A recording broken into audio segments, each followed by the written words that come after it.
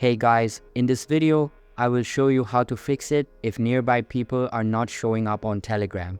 Alright, so let's begin. Now, if you're on Telegram and you used to be able to see nearby people to be able to chat with them, send messages, but you're just not seeing that option anymore, I'm going to walk you through why that is and the new updates. Now, if you open up the Telegram app here, you'll be able to see I can look all over, but it doesn't show me nearby people to be able to chat with. This is because Telegram has recently made an update. So if you open up this article, you can see it was on September 6, 2024, so a couple of months ago, and it says Telegram announces removal of the people nearby feature. And if you scroll down a little bit, it says here businesses nearby replaces people nearby.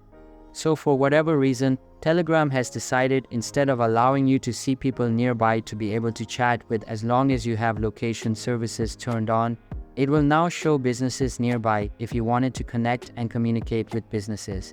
Probably for the reason that they can sell this as a service to the business.